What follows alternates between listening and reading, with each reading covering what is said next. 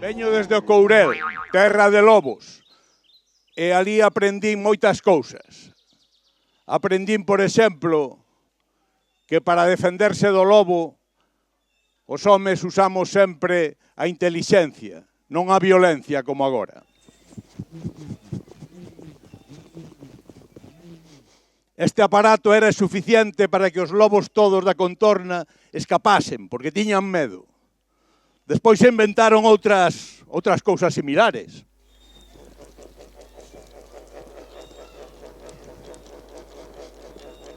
Cando oen estos lobos no Courel, liscan, fuxen, escapan, non fai falla andar a tiros con eles. Na miña vida de fistor, de ir de un lado para outro, un día topei nun anticuario este fabuloso calimbornio. Gustoume moito, dixen, isto é unha maravilla, isto é moi bonito, isto teño que leválo para a miña casa. Falei co anticuario, regatei todo o que pude. Regatei outro pouco ca muller do anticuario e acabei co calimbornio na miña casa. Pero cando atopei, descubrín que tiña ali unha auténtica máquina de facer historias. En cada caixón do calimbornio, en cada estante, había obxetos que me recordaban 1000, 2000, 3000 historias. Vou poñer algún exemplo.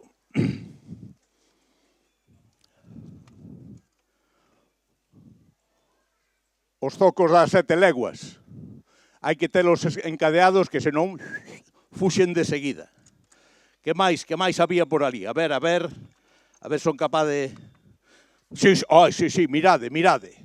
Sabedes que este grifo, vistedes algunha vez un grifo como este? Sí? Non. Seguro que non. Pois sabedes que grifo este é un grifo que había no fondo do mar, onde ian as sereas a beber auga potable, porque non podían beber auga do mar.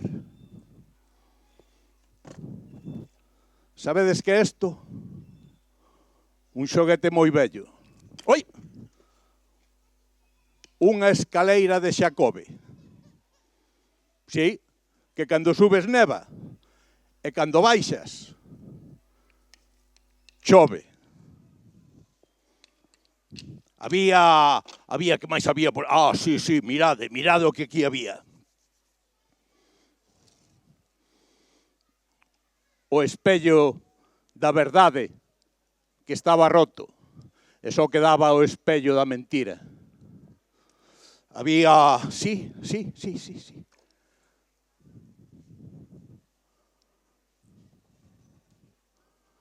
A viúva do Habano, que de tanto agocharse detrás do Habano acabou vivindo toda a súa vida en modo pandemia.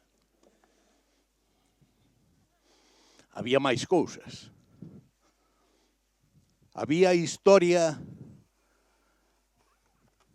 de como naceron as auroras boreais e de como se xuntaron co mar de Ardora e de como Fenosa aproveitou para subirnos o recibo da luz. Había... A ver se... Aí. Había máis cousas. Sí. Había...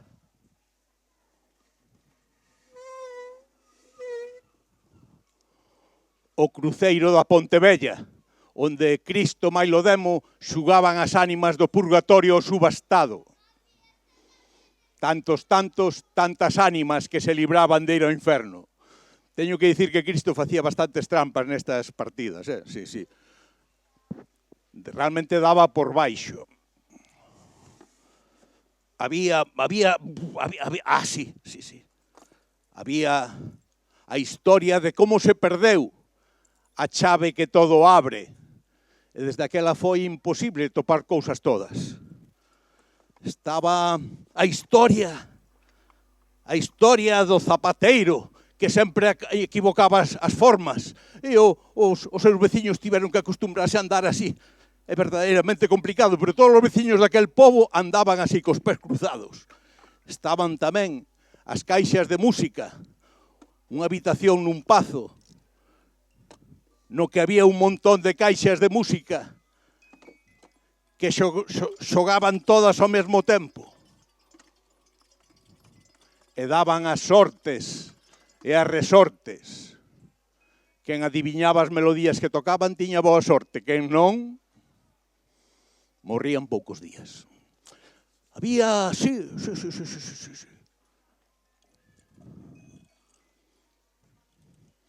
Pepe.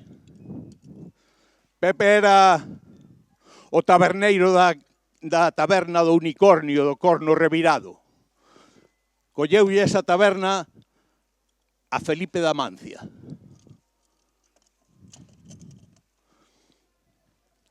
Queredes coñecer a Pepe? A Pepe cantábamoslle todos unha canción. Pepe morreu hai moitos anos.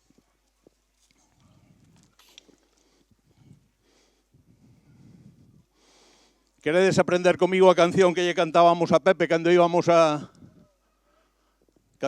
ali á taberna? Queredes ou non queredes? Sí? Seguro? Pois a ver se cantades comigo. Di, Pepe, perdoa se cho pido un pouco pan de millo, que outro non o hai. Non, no último verso non se dan palmas. O que as dea, precisamente, é o que paga a merenda de todos. Vale, vamos facer unha proba. Veña. Pepe, perdoa se cho pido un pouco pan de millo, que outro non o hai. Estas dúas rapazas teñen que pagar a merenda, vale? Quedadevos cas caras delas, que son elas as que pagan. Ben, pois vamos a cantar todos e todas aquelo de Pepe, perdoa se cho pido un pouco pan de millo, que outro non o hai, porque nos vimos da costa do Navallo, cansados de traballo e queremos merendar. Porque nos vimos da costa do Navallo, cansados de traballo e queremos merendar. Outra vez. Pepe, perdoa se cho pido un pouco pan de millo, que outro non o hai. E repetimos. Pepe, perdoa se cho pido un pouco pan de millo, que outro non o hai, porque nos vimos da costa do Navallo, cansados de traballo e queremos merendar. Porque nos vimos da costa do Navallo, cansados de traballo e queremos merendar. ¡Yepa! Bailou ben Pepe? Pois dadelle un aplauso, carambas. Pois había moitas máis historias. Todos coñecedes a Don Quixote. Como que non? Sí, Don Quixote, que nos ensinou que en realidade os que estábamos tolos éramos nós. Coñecedes a Santallado. Santallado é o único santo que foi santo en vida. Para ser santo hai que estar morto. Santallado non, Santallado foi santo en vida. Sabedes por qué? Porque era cociñeiro. Era cociñeiro. Non sei, pero agora en este momento non me importa moito. Non me digas que morreu que trae mala sorte. Santallado foi santo en vida porque era cociñeiro. Preparaba moi ben o bacallao. E era cociñeiro do Papa. Un día preparou un plato de bacallao exquisito. Levoulle ao Papa para comer e dixo o Papa: este tallado é un santo. E como é o que organiza o dos santos e os que non son santos, pois de repente Tallado foi Santallado, o único santo en vida. Que máis? Que máis había por ali? A ver si se... Sí. Esta historia de Nicomedes e Nepomuceno, que eran xemeus, sí? Eles dous volvéronse tolos de tanto selfie, tanta cámara e tanto postureo en xeral. Tamén estaba a historia daqueles romanos que intentaron cruzar o río Limia e perderon a memoria. Tivemos a gran sorte que nos deixaron a receta da pizza 4 estacións antes de perder a memoria.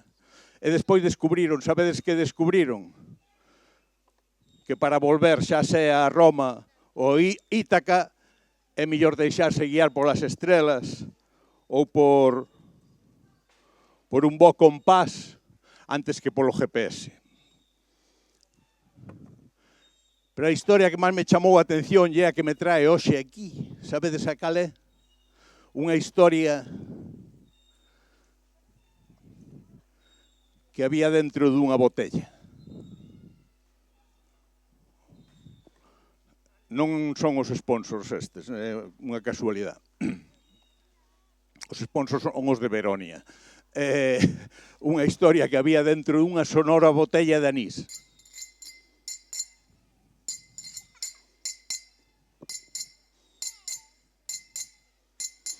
Esta botella collina no mar. Un náufrago botara ao mar e dentro traía un papel. Sabedes que había naquel papel? A min costoume moito tempo descifralo. Viña moi enrugado, hubo que estiralo, hubo que, con moito cuidado, e leelo. E cando leín, sabedes que atopei ali? Flipei.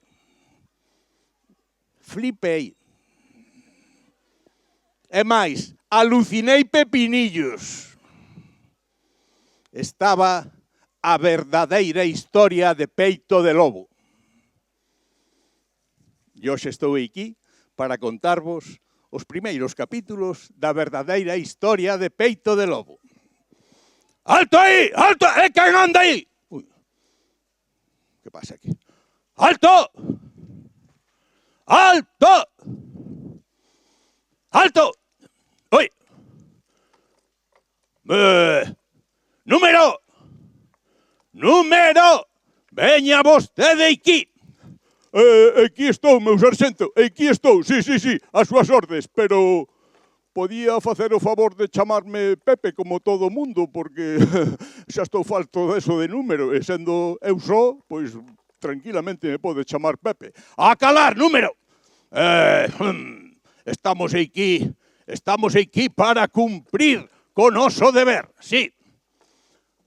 Ai, sí, señor, as súas ordes. Temos que acabar cun feito ilegal. Ai, as súas ordes, meu sarxento. Temos que acabar cun feito irreverente. As súas ordes, meu sarxento. Ai, meu sarxento! Que orcenidade, que orcenidade! O que, número? Ai, meu sarxento, ten vostede un pau metido no cu. O que, en serio? Sí, meu sarxento, ten vostede un pau metido no cu. Home, número, esos son exixencias do servicio. Con esto andar sempre estirado e para impoñer respecto, ademais teño que decirlle a vostede, número, que vostede tamén o ten. Ai, meu sarxento, xa notaba eu algo raro, sobre todo ao sentarme. Bueno, déixese de lerias, a ver se topamos o señor Titiriteiro. Señor Titiriteiro! Señor Titiriteiro sen sombreiro! Señor Titiriteiro! Chamaba vostede, señor sarxento. Sí, a ver, presénteme vostede o permiso autorizador da autoridade autoritaria autorizando a vostede a realizar unha autorizada función de teatro na vía pública. Pois é que non teño ningún permiso, meu sarxento. Ademais, tampouco entendo por que para facer unha función de teatro na vía pública preciso un permiso da autoridade autoritaria. Pois porque a autoridade autoritaria precisamente está aquí para darlle a vostede autorizacións. Pensa que un pelanas como vostede, un bucanero como vostede, pode facer teatro así como así. A ver, meu sarxento, quería decirlle que tuvera un pouco máis de respeto, porque eu non o insulto a vostede. Nin siquiera lle digo que anda vostede con un pau metido no cu. Esos son exixencias do servicio. Bueno, meu sarxento, mire, o que pasa realmente é que ten que estar vostede moi incómodo. Se vostede me permitise, se vostede me autorizase, eu podía quitarlle o pau do cu a vostede e ao número e podía ensinarlle un baile. De certo? Sí? Déxeme que consulte co número. Número, ven aquí. Ai, meu sarxento, chamaba a vostede. Aquí o Pelanas do titiritero di que se nos quita o pau do cu pode enseñarnos un baile, que lle parece? Home, pois a min a verdade é que xa estou canso de andar así sempre cun pau metido no cu. Ben, número, pois vamos a autorizalo, veña. Señor titiriteiro, veña vostede, sí, xa estou aquí. A ver, mire, eu quitolle o pau do cu a vostedes dous e aprenden a bailar comigo, vale? É moi sinxelo. Quitamos o pau do cu. Chiribiribiribon, se che dan coa cacha porra vai che doer un montón. Vamos todos. Chiribiribiribiri, chiribiribiribon, se che dan coa cacha porra vai che doer un montón. Vamos a intentar arranxar a este home que se nota que non ten moita experiencia bailando, a ver se é capaz de bailar. A ver, señor sarxento, vostede, mire que o fai mal, eh? A ver agora. Vamos a intentalo.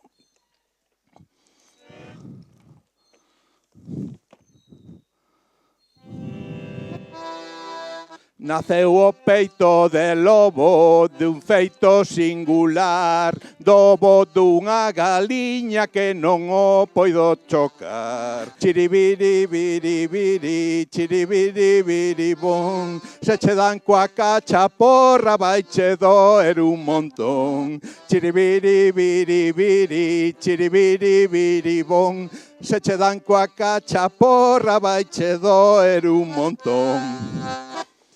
Bailaron ben? Sí? Pois agora vamos facer algo que sempre quixen facer. Señores carabiñeiros,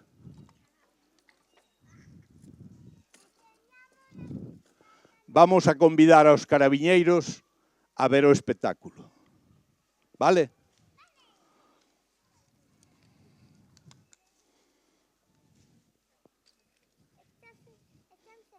Están aquí con vos sentados, vale? Este está ao meu lado. Ese está ao teu lado e este está ao lado del. Cuidades deles? Vale. Se portan mal, dade, que teñen escopeta é falsa. Ben, señoras, señores, damas, cabaleiros, nenos, nenas, capítulo primeiro da verdadeira historia de Peito de Lobo. Ai,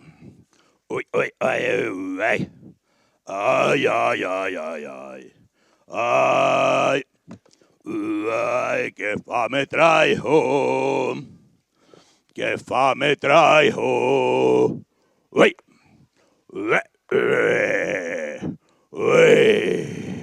Canta xente. Canto neno, canto señor con bigote, gústame os señores con bigote. Os señores con bigote en ensalada, sí. Os señores con bigote cocidos.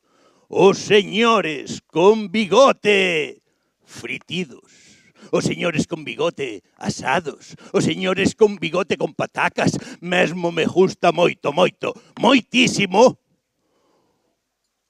o tiramisú de señor con bigote. Que fame teño, ai que fame teño, si topar algo para comer calquer cousiña, aunque só fose un ovo de galiña.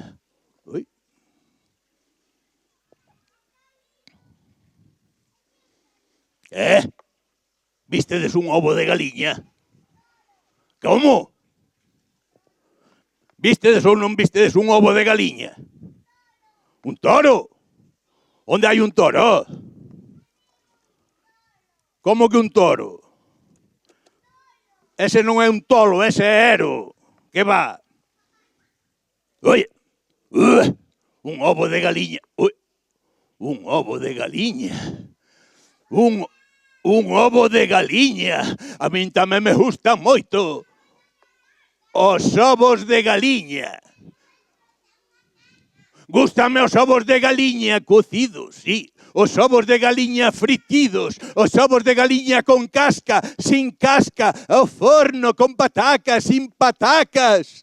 E gústame moitísimo o tiramisú do ovo de galiña. Ai, canto me gusta o ovo de galiña. Hai un pobo no centro de Galicia que se chama Lalín, no que hai un museo do cocido, un museo do porco. Hai tamén un museo do ovo. Isto é unha novedade. Ali no museo do ovo de Lalín conservan a auténtica casca do ovo do que naceu peito de lobo. Ali, no museo de Lalín. Vamos ver se conseguimos...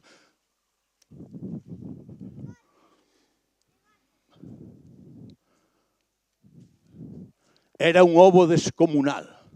Un ovo que unha galiña puso por medo ao urco. Un ovo grandismo. Grandismo. Grandismo. Un ovo xigantesco. Un ovo enorme, un ovo descomunal. E dentro daquel ovo estaba peito de lobo.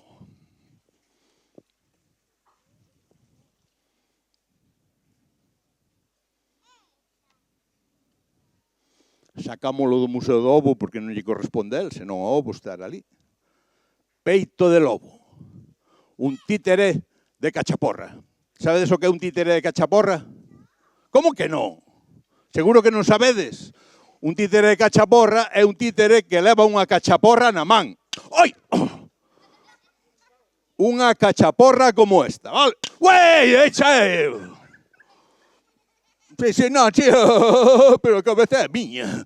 Unha cachaporra xigante... Bueno, xa está ben, home! Creo que vou deixar de ser o titiriteiro sin sombreiro. Xa entendín por que todos os titiriteiros levan sombreiro. Porque os títeres levan cachaporra. Bueno...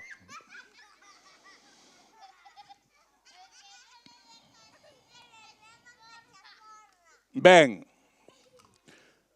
esta foi a historia do nacemento de peito de lobo. Un títere de cachaporra, natural de Iquí, de Rianxo. E agora vou vos decir como se fixeron amigos peito de lobo e Mailo Urco.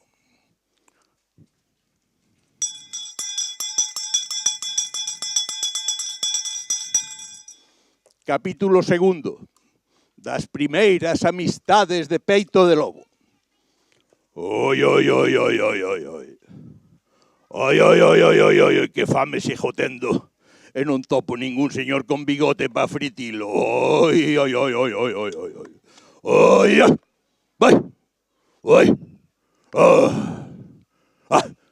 Bueno, e aínda está aquí o ovo. Oi, un ovo para comer, un ovo para merendar e outro ovo para cear. Vamos por ovo. Ai, que ovo máis rico, que ovo máis rico. Toma ovo! E queres mermelada de ovo? Pois toma tamén. E toma esta, e esta de propina, e esta, máis, e para aquí, para... Toma! Para deixar que me... Agora deixádeme coller ao señor sarxento e o número. Que? Estuvo ben? Agora que xa saben bailar, que tal? Botamos unha baila ou non? Ai, sí, home, sí. Meu sarxento, eses bailes que facíamos no cuartel, agora ata podemos facer algún perreo, que lle parece? Oi, perreo... Vamos ao asunto, número, vamos ao asunto. Veña. Chiribiribiribiri, chiribiribiribón, se che dan coa cachaporra, vai che doer un montón. Chiribiribiribiri, chiribiribiribón, se che dan coa cachaporra, vai che doer un montón. Chiribiribiribiri, chiribiribiribón, se che dan coa cachaporra, vai che doer un montón.